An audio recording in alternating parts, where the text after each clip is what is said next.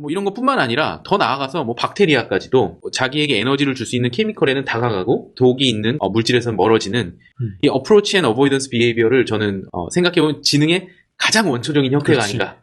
좋은 거에는 다가가고 싫은 거는 멀어지는.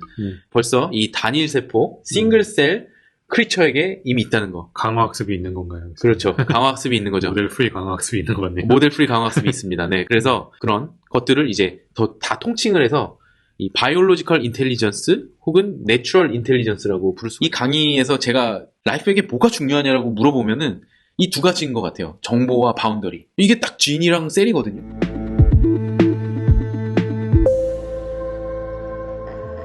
네, 교수님 안녕하세요. 예, 안녕하세요. 그래서 다시 뵙네요. 네. 저희 방금 전까지 또 AI의 마지막 부분 저희가 살펴봤는데, 네. 이어서 한번 좀 가보도록 하겠습니다. 네. 힘드시진 않으세요? 저는, 제 파트는 말할 때 힘들었는데, 이제, 우 교수님 강의를 들을 생각하니까 좀, 힘이 다시 솟고 있습니다. 네. 오늘 말씀해 주실 주제가 무엇인지 네. 잠깐만 설명해 주실 수 있나요?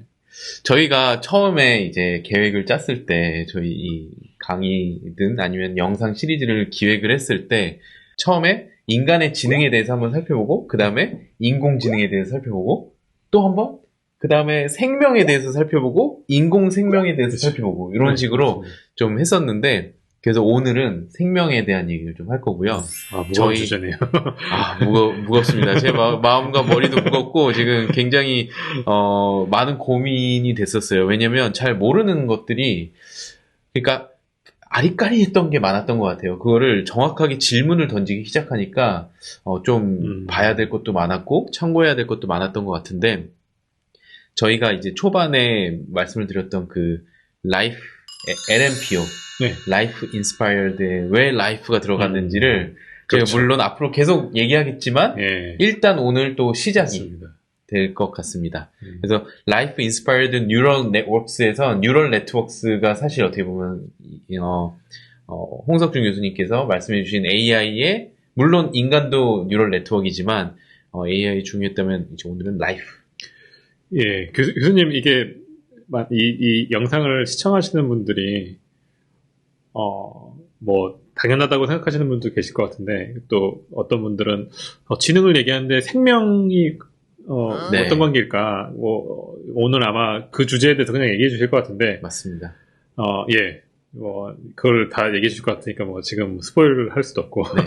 네. 좀 어색할 수 있어요. 저는 어떻게 보면 제가 이제 생명과학부를 나와서 그런지 이제 그리고 나서 저는 심리학과로 와서 공부를 하고 인공지능도 최근에 이제 연구를 하면서 이 생물에 있었던 이 관점이 정말 지능을 이해하는데 너무 필수적인 것 같다는 게 저한테는 개인적으로는 너무 당연하게 받아들여지는데 그거를 이제 얘기했을 때 좀 의아하다고 생각하시는 분들이 꽤 있더라고요. 그게 저는 오히려 되게 신기했던. 그래서 그 이유를 제가 오늘 좀 말씀드리겠습니다. 오늘 강의가 끝나면 이제 다들 동의가 될 거라 생각합니다. 아니요. 질문이 더 많아질 거라고 생각이 들고요. 네, 제가 그 이유를 그냥 잠깐만 말씀을 드리면 사실 생명에 대해서 보니까 생명이란 무엇인가라는 질문이 빠질 수가 없고 생명이란 무엇인가라는 질문을 들어가니까 당연히 나오는 슈레딩거 얘기, 연력학 얘기, 엔트로피 얘기가 이렇게 쭉 따라 나오는데 그 하나하나가 너무 이 주제들이 무겁고 어떻게 보면 알아야 될 것도 많고 굉장히 아리까리 흥미진진 흥미는 진진한데 약간 어렵다 이런 생각이 들어서 오늘 이게 끝나면 오늘 이 비디오를 다 시청하시고 나면 질문이 더 많아질 가능성이 많고요. 보통 이 생명이란 무엇인가라는 책을 보면요. 이 책들이 그 제목으로 책들이 한 3-4권 정도 나와 있어요. 이제 역사적으로. 근데 대부분 서문에서 나는 이 질문에 대해서 대답하지 않겠다. 그런 책들이 대부분이라서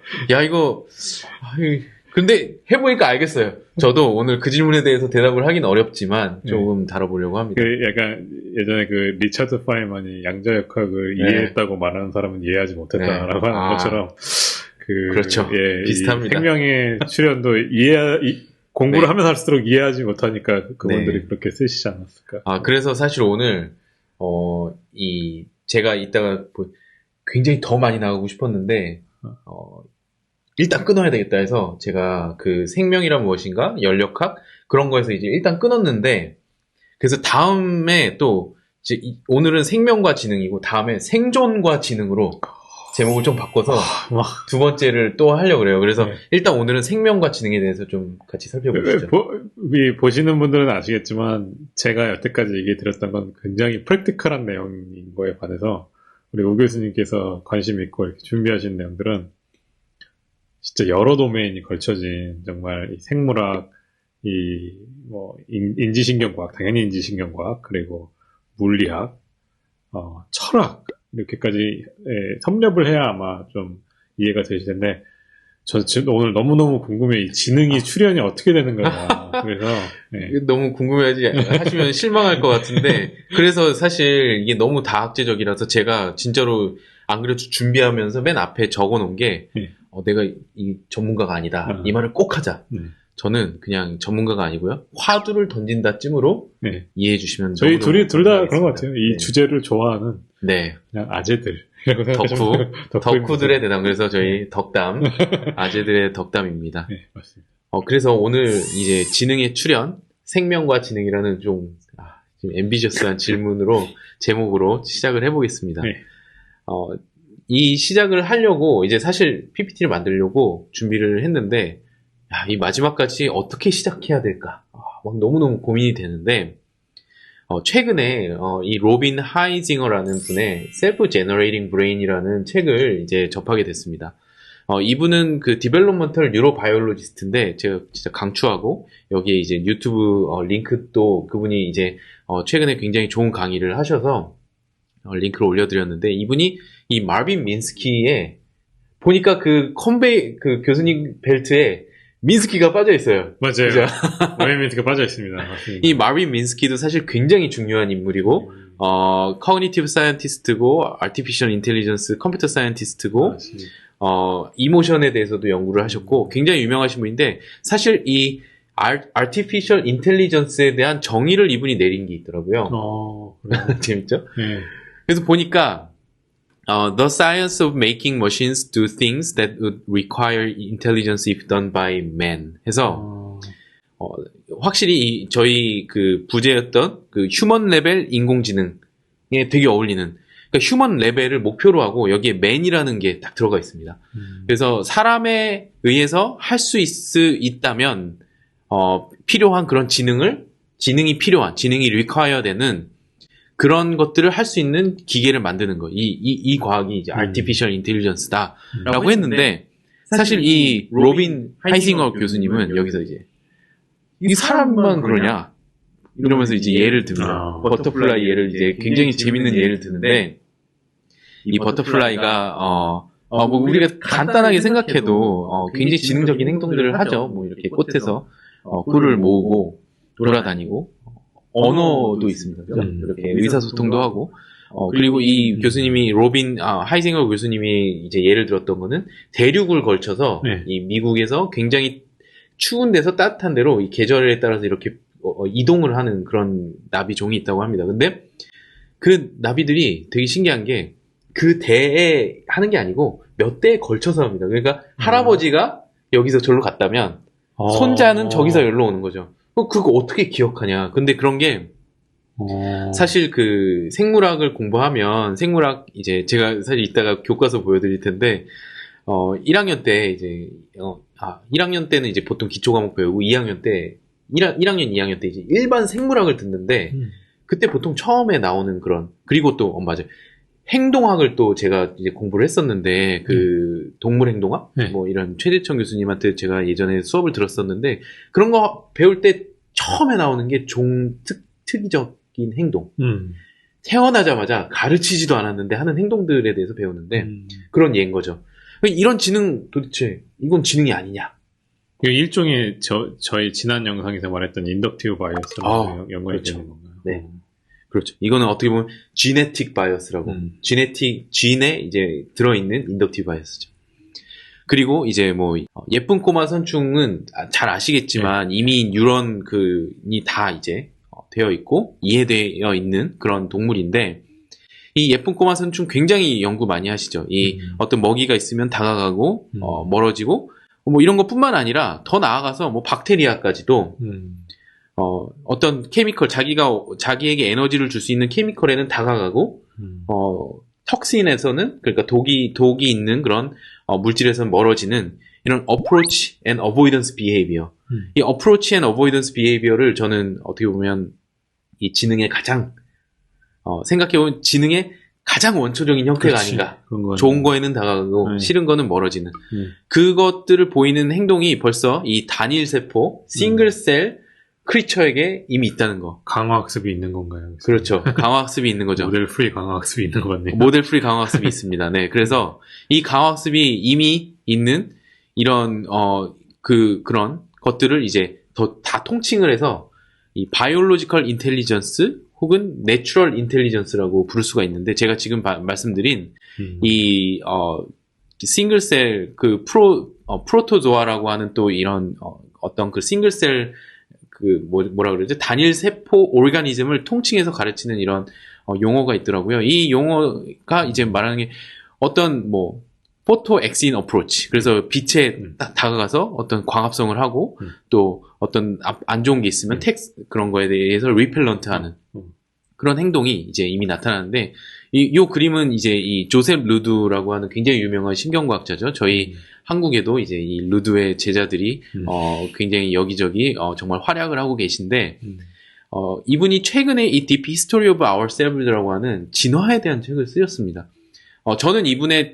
저는 사실 대학원생 때 이분의 그 시냅틱 셀프, 시냅스와 자라는 책을 보면서, 네, 보면서 약간 신경과학자의 꿈을 키웠는데, 최근에 이 진화를 하시는 거 보면서, 이분도 생명에 관심이 있구나. 이게, 잘 생각해보면 근데 생명과 뇌와는 조금 또 달라요. 그렇죠. 그래서 뉴로바이올로지스트가 이 생명의 근원이나 기원이나 이런 거에 대해서 관심을 이렇게 가지지 않는 분들도 있을 텐데, 결이 맞는, 이렇게, 이분이 이거에 관심이 있구나 해서 저도 이제 책을 읽었습니다. 그래서 여기에 나오는 그림이고요. 그래서 이런 이런 기본적인 어떤 지능의 형태, reinforcement learning의 형태가 이미 싱글셀에 있다. 저는 늘 생명체의 지능이라 그러면 저는 싱글셀이 생각이 납니다. 네. 그래서 이런 거에서 약간 관점이, 그죠? 조금씩 좀, 어떤 다른 관점을 좀 제공했습니다. 그러니까 교수님께서 말씀하신 그 싱글셀이 생각이 납니다. 할 때, 그러니까 교수님은 생명을 생각하실 때 가장 아주 프리모티브한 단위부터 생각이 드신다는 얘기신가요? 그렇죠. 그러니까 지능의 가장 원초적인 것은 바로 나에게 좋은 게 뭔지, 나쁜 게 뭔지를 알고, 어떻게 보면 그게 지난 영상에서 말씀하신 내재적 가치. 그런 그냥 태어나자마자 알고 있는 그 가치를 알게 모르게 이렇게 이미 가지고 뭔가에 접근하고 회피하는 행동을 보이는 거죠. 알겠습니다. 이것이 이제 고도화됐을 때, 뭐에 접근해야 될지, 뭐에 회피해야 될지, 그걸 배우는 게 저희 지능의 연속이 아닌가, 저는 그런 생각을 하는데, 그래서 이 싱글셀에서 이제 더 넘어서서 사실 이 박테리아, 이 진화를 거쳐서, 동물까지, 굉장히 많은 벌, 식물까지도? 식물의 지능이 있을까요?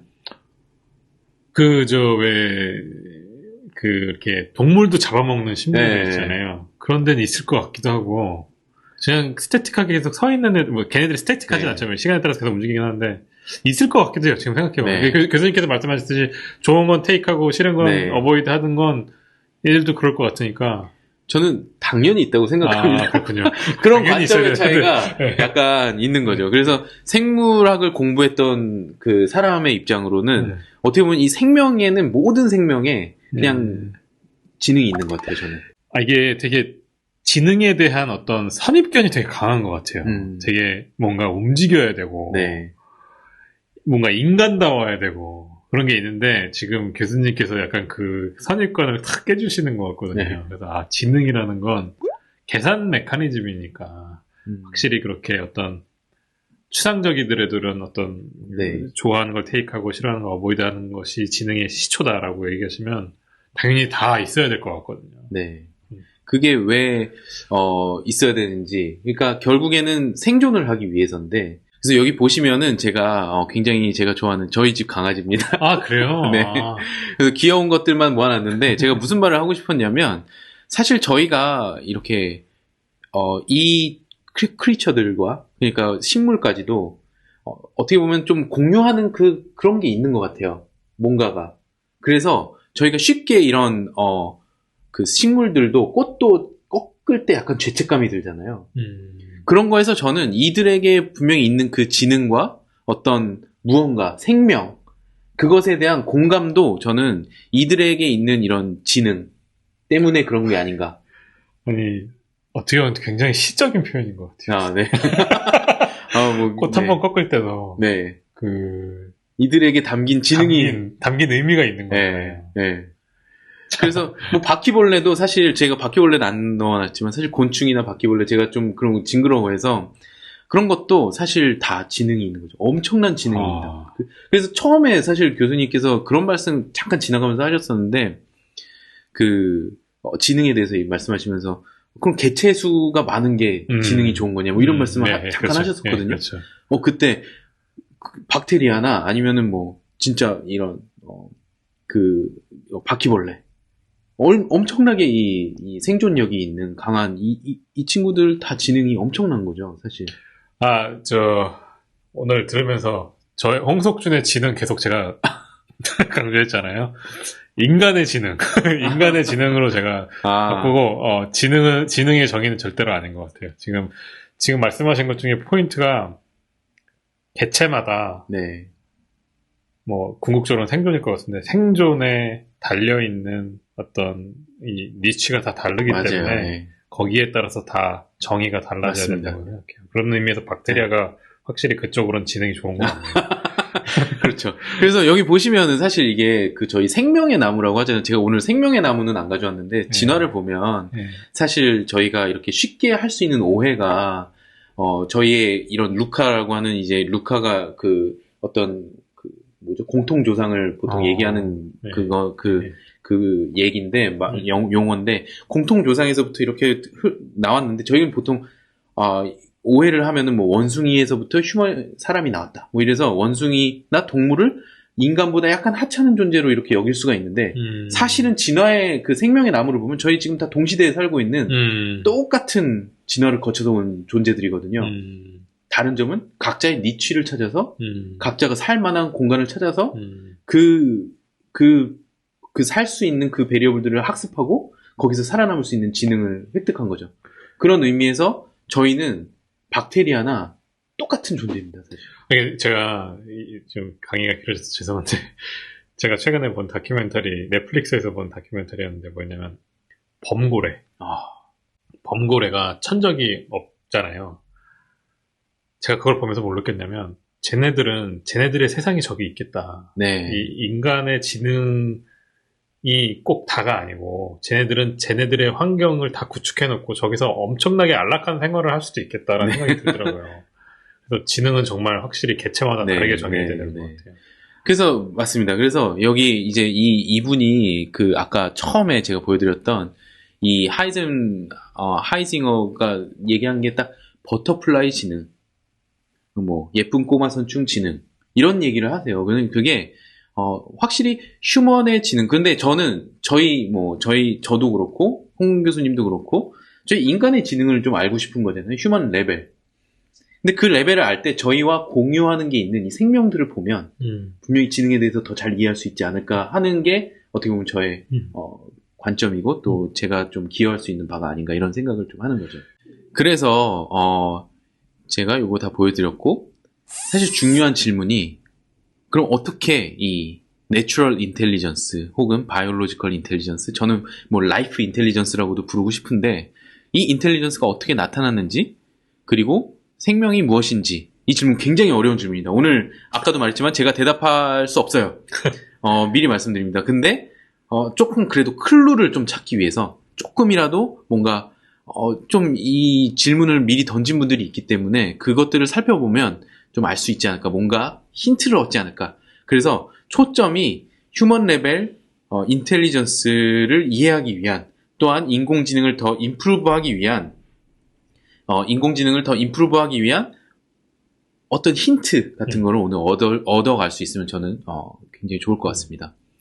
그래서 사실 이 질문, What is life라는 질문을 제가 하면서 보니까 이 유튜브에 이 어벤져스들이 다 모여가지고 이걸 다뤘어요. 이 시리즈로 그 PBS의 그 다른 채널 다 보시면 다 100만이 넘는 100만, 200만 이런 여기 구독자 수가 나오네요. 꼭 봐야 돼. 200만, 300만, 500만 네, 이제 육박하는 이 과학 유튜버계의 어벤져스가 모여가지고 이거를 새 영상으로 다룰 만큼 굉장히 광범위한 주제고 이 새 영상으로도 다 다루지 못한 그런 주제다. 그래서 이 질문을 그럼 우리는 왜 던져야 되냐? 방금 말씀드렸듯이 우리가 인간의 지능을 또 이해하기 위해서, 또한 인공지능을 좀 더 임프루브하기 위해서 우리가 생명으로부터 얻을 수 있는 그런 힌트가 무엇인가 하는 걸 제가 말씀을 드리고 싶었습니다. 그리고 저도 사실 요 강의랑 요 다음 강의를 준비하기 위해서 정말 많은 책들을 계속 집과 제 오피스를 오가면서 이 봉투를 맨날 들고 다니면서 했는데, 왜냐면 이게 무슨 책이 언제 필요할지 몰라가지고 그래서 제가 이걸 다 읽지는 못했지만 계속 읽고 왔다 갔다 하면서 이렇게 했다는 거, 그리고 이런 내용들이 여기저기에 이제 녹아 들어가 있을 거라는 걸 좀 말씀을 드립니다. 사실 가장 최근에 본 게 제가 교과서를 봤어요. 이게 제가 실제로 학부 때 공부했던 이제 생물학 책인데 제가 재수강을 할 때 샀던 책입니다. 사실 군대 갔다 와서 제가 재수강을 다시 생물학을 재수강을 하면서, 기초 생물학을 재수강을 하면서 그때 이제 이 판을 샀는데, 요게 최근에는 이제 요런 모양으로도 제 후배들은 아마 이걸로 공부를 했겠죠? 그 교과서는 뭐라고 얘기하지? 갑자기 궁금해져서 이걸 봤더니 또 너무 재밌는 게, 예전에 제가 이 책을 공부할 때는 전혀 눈에 들어오지 않았던 게 다시 이렇게 들어오는 겁니다. 이게 이제 좀만 보여드리면, 자세히 보여드릴 수는 없지만, 이 에볼루션부터 시작해서 파트 1이 셀이고 뭐 쭉 가는데, 가장 첫 번째 뭐가 나오냐면요. Life arises from non-life. 이게 가장 첫 번째 말이에요. 제가 이거 하면서 보니까 일부 어떤 그 생명에 대해서 이제 계속 말씀하시는 분들은 뭐 생물학에 생명이 없다 뭐 이런 얘기 하시지만, 생물학은 확실히 그 메커니즘을 연구하는, 이 셀에서 일어나는 메커니즘을 연구하는 학문인 거는 맞는데, 그런 게 이제 대부분 이제 좀 많이 있고, 동물의 행동을 또 연구하기도 하지만, 기원을 연구하는 건 참 어렵지만, 이 생물학 저는 읽은 기억이 없어요, 그 당시에는.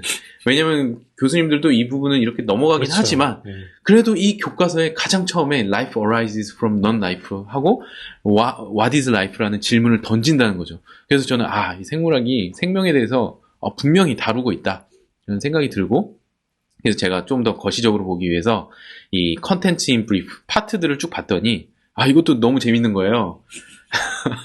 역시 공부는 다시 해야 되는 것 같아요. 제가 교과서를 안 버린 게 너무 다행이라는 생각이 듭니다.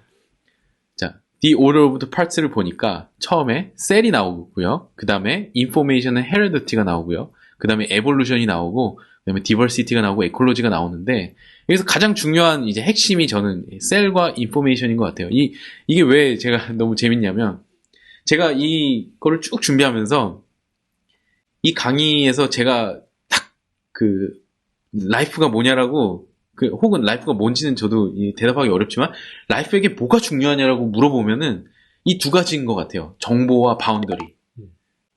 이게 딱 진이랑 셀이거든요. 그게 딱 여기 인포메이션과 셀이에요. 그래서 이 챕터가 이렇게 구성이 돼 있구나. 그리고 이 말을 또 누가 하냐면, 제가 이따가 또 잠깐 소개를 해드릴 건데, 폴 널스라고 노벨 생리학상을 받으신 이제 그분이, 사실 What is Life라는 책을 쓰신 분이 이제 처음에 얼빈 슈레딩거는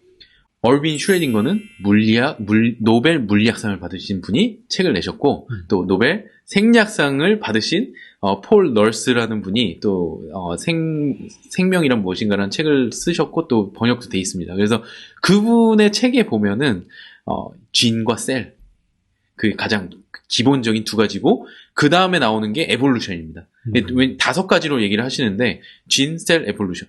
그래서 이 진이랑 셀이 가장 중요한 거라고 제가 말씀을 드리고 싶고 이거에 대해서 조금 더 이제 앞으로 계속 아마 강조하게 될 것 같아요. 오늘 이 강의에서 다 다루진 못하지만 그러면 이 진화는 뭐냐?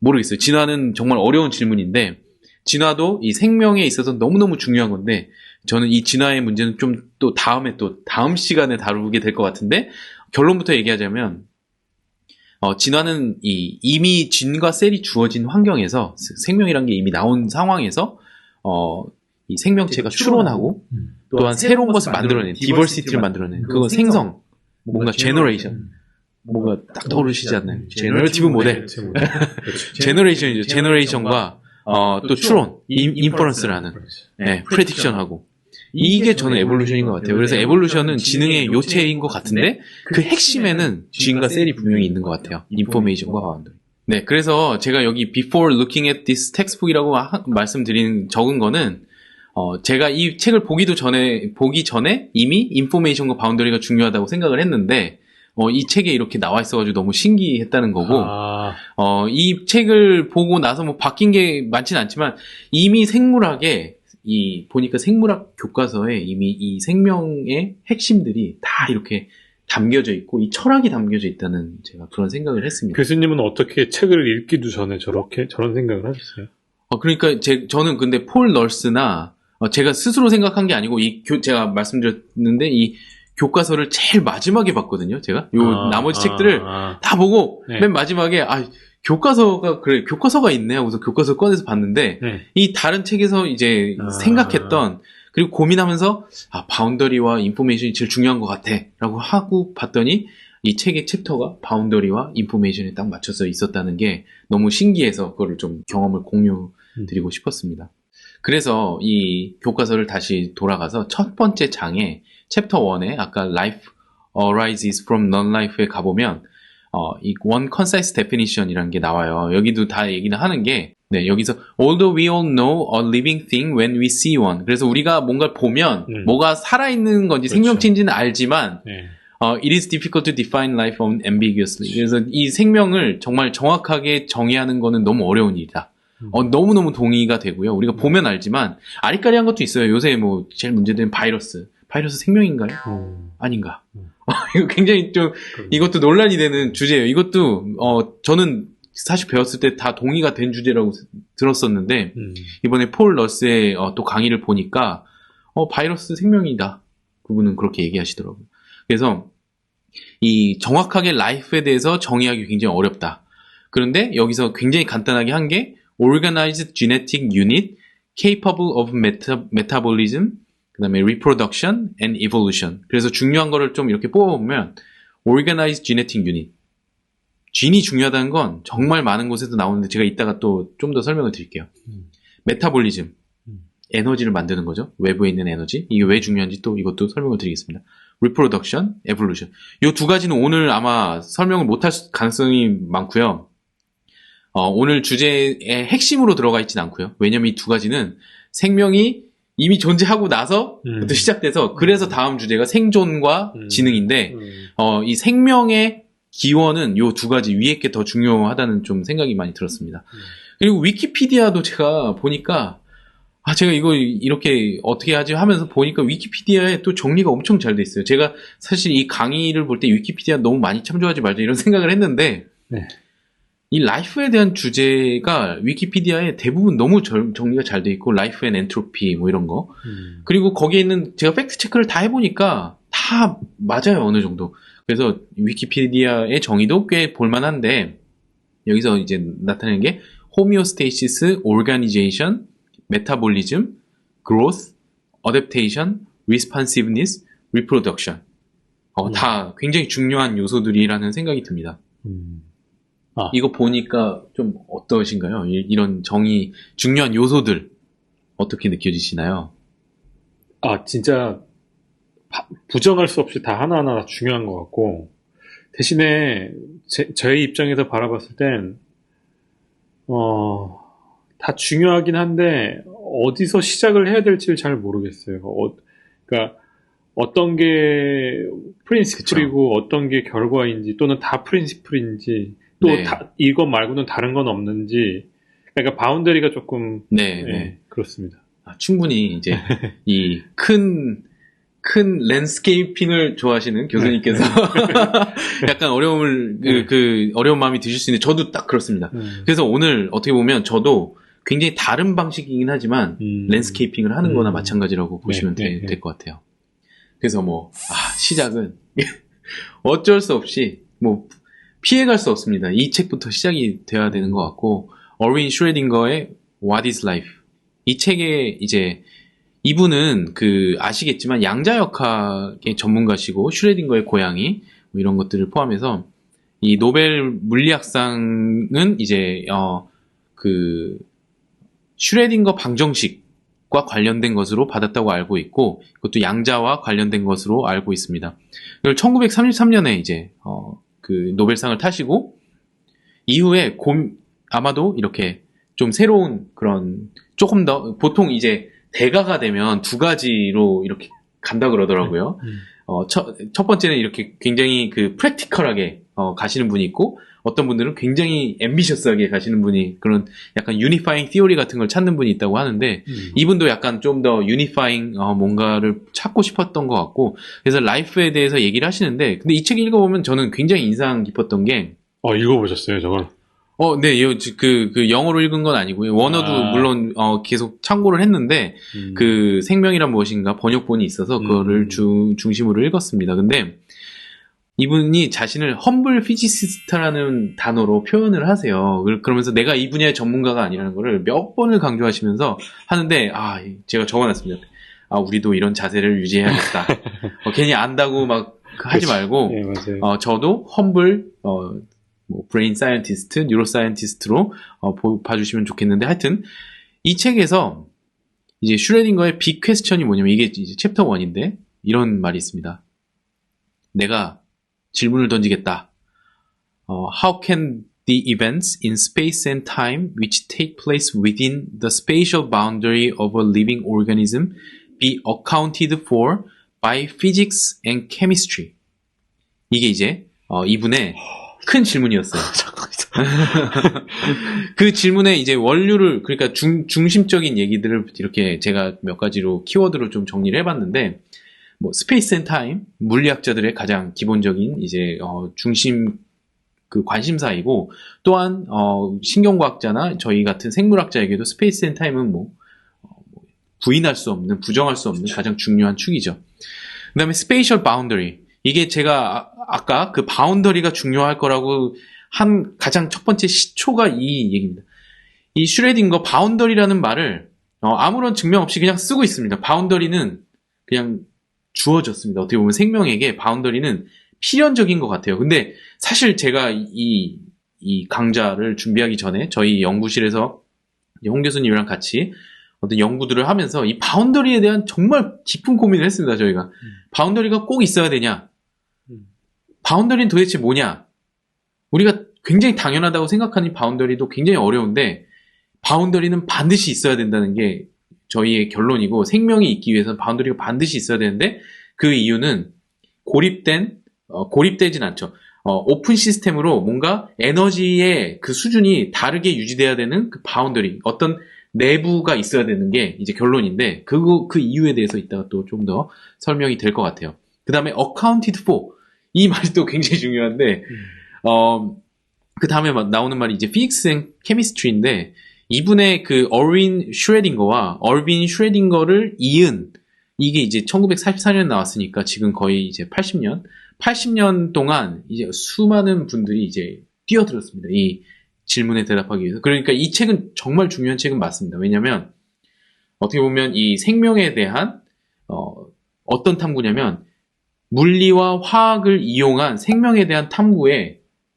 이 첫 장을 여신 분이죠. 특히 물리학 중에서 통계 물리학, statistical physics로 이 문제를 풀고자 했던, 어떻게 보면 첫 시도고, 이분의 이 노력에 감화를 받은 많은 분들이 이 생명을 피직스와 케미스트리로 어카운트 4 하려고 엄청 노력을 했다고 합니다. 그래서 어떻게 보면 되게 지금의 생물학이 이렇게 하려고 하는 거잖아요. 피직스와 케미스트리로 그렇죠. 생물학이, 이전 시기에는 생물학이 뭐 제가 짧은 지식은 맨델의 유전 법칙 뭐 이런 그냥 관찰하고 거기서 기술하는 수준이었던.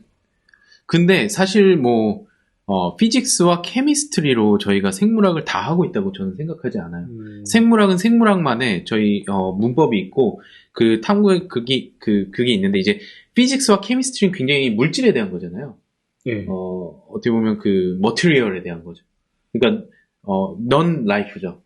그러니까 이 말은 non life에서 life를 설명하고자 했던 시도라는 거고 생물학 전체가 물론 이 피직스와 케미스트리로 생물학의 어떤 메커니즘을 설명하고자 하는 게 전체 뭐 엔터프라이즈라고 볼 수도 있으시겠지만 사실은 다 그렇진 않아요. 생화학 혹은 뭐 글쎄요. 이 피직스로는 뭐 통계 물리 이런 쪽에서 이제 하긴 하지만 그리고 바이오 피직스가 있죠.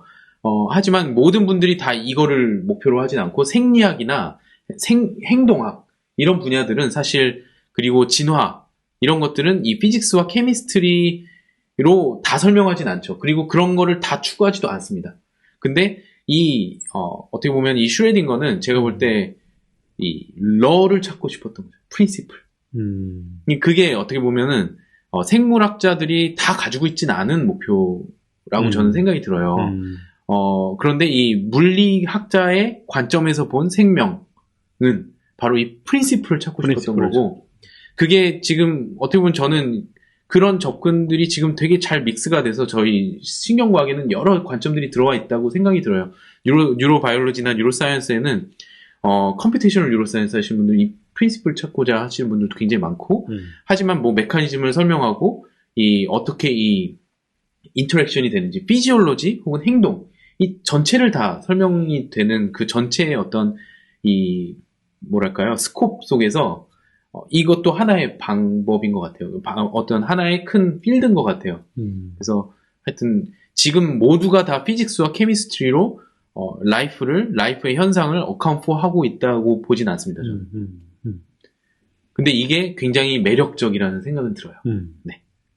그래서 이 질문에 대해서 이 굉장히 큰 질문인데 이 슈레딩거가 이제 다음 페이지에 이렇게 preliminary answer를 하는데 the obvious inability of present day physics and chemistry. 그러니까 그 당시에 물리학과 이 케미스트리 가지고는 이걸 다 설명할 수가 없다는 거를 이제 인정을 하면서 하지만 그게 미래에도 다 설명을 하지 않을 거라는 의심은 하지 않는다. 그 말을 이제 돌려 말한 거지만 미래에는 이 물리학과 화학만으로도 이걸 설명할 수 있지 않을까 하는 그 비전을 전파했다고 보시면 됩니다.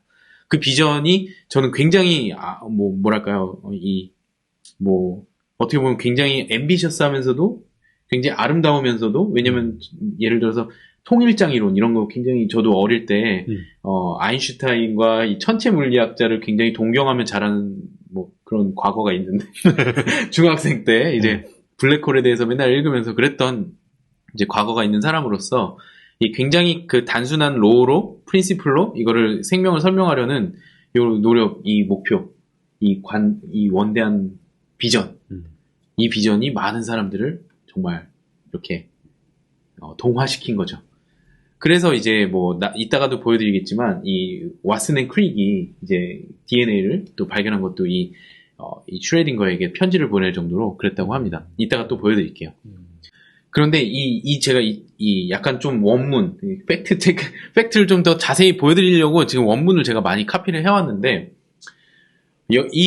그 패러그래프에 뭐가 나오냐면요. 이 슈레딩거가 천착한 문제가 나옵니다.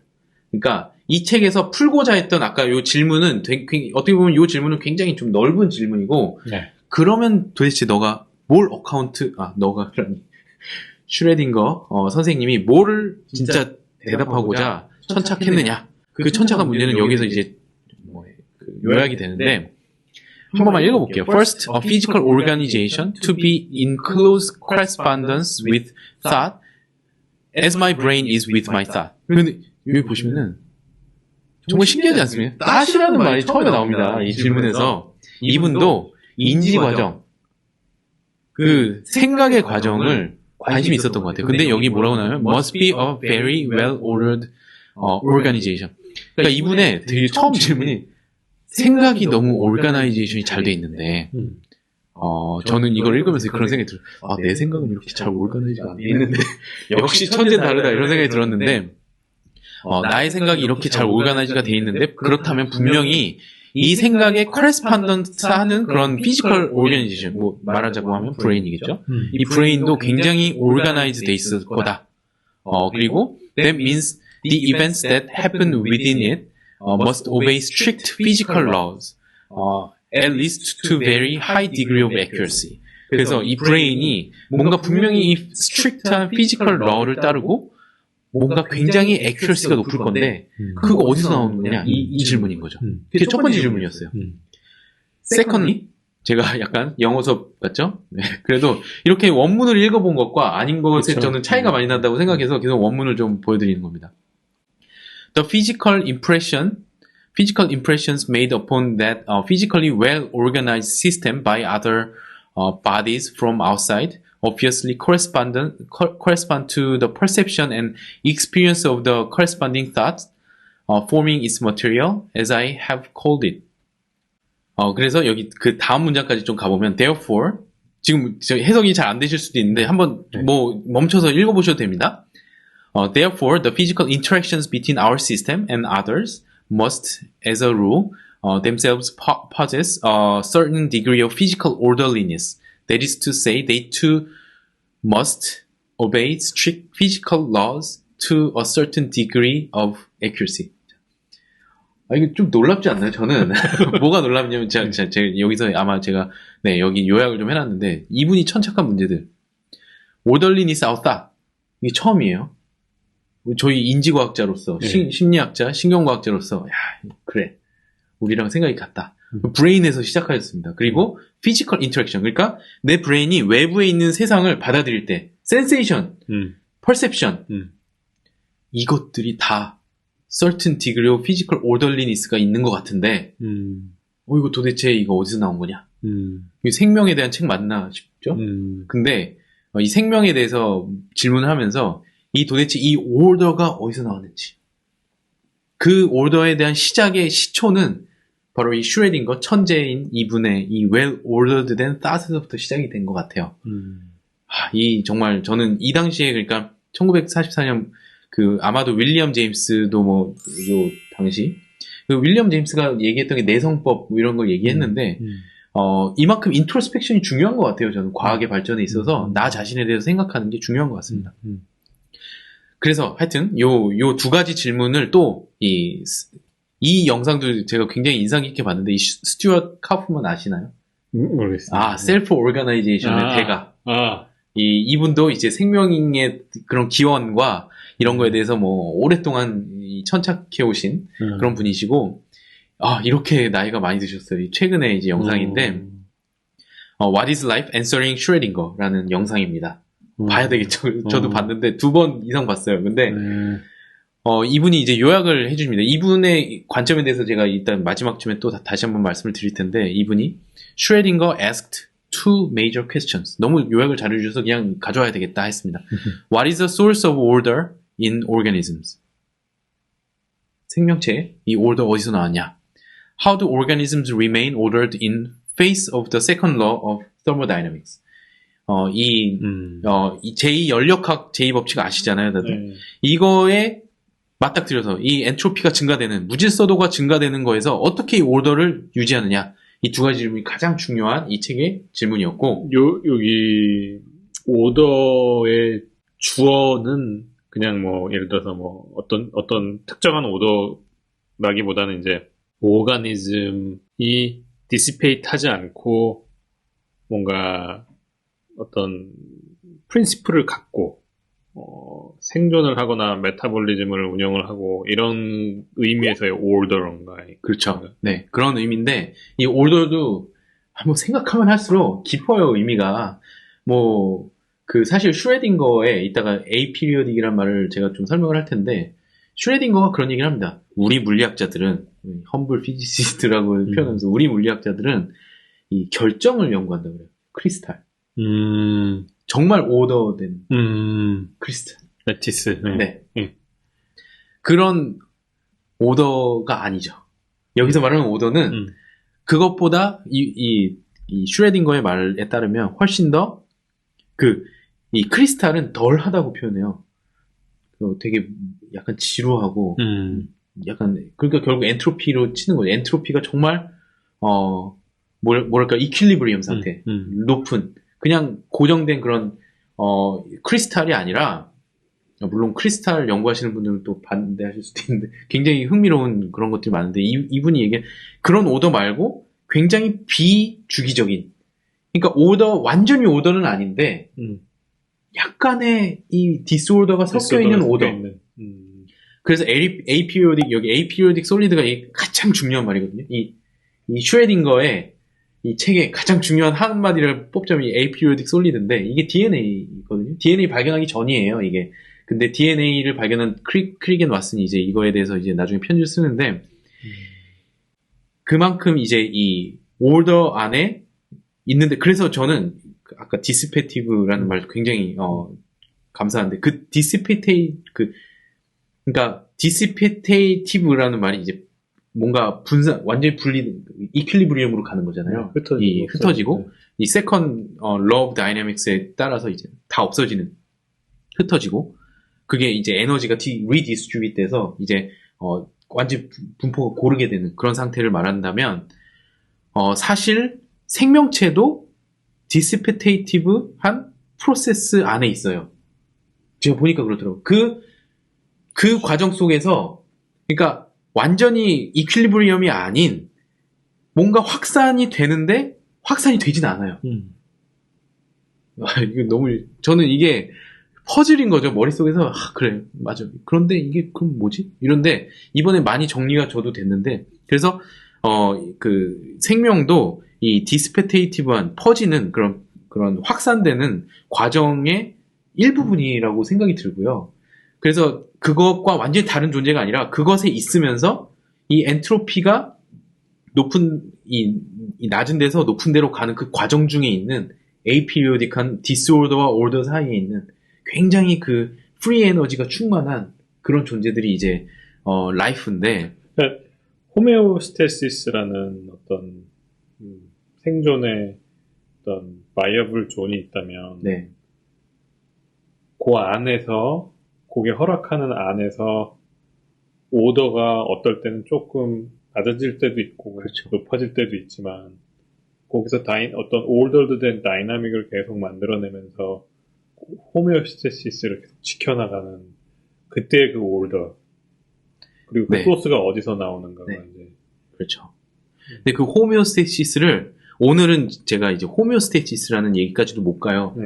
근데 왜냐면 호메오스테시스를 보다도 더 높은 얘기를 하고 있는 겁니다. 지금 생물체가 가지고 있는 연력학을 오늘은 주로 얘기를 하게 돼요. 왜냐면 제가 연력학에 그렇게 많이 얘기하고 싶지 않았는데 왜냐면 너무 어려운 주제이기도 하고 제 뭐 전문 영역도 아닌데다가 너무 헷갈리는 그것도 많고 한데 슈레딩거가 뭐 너무 뭐랄까 디렉트리 그거를 다루고 있기 때문에 안 다룰 수가 없었고 그거에서 일단 먼저 이해하고 넘어가자 해서 연력학은 생명이 살아가고자 하는 생존의 문제와는 조금 달라요.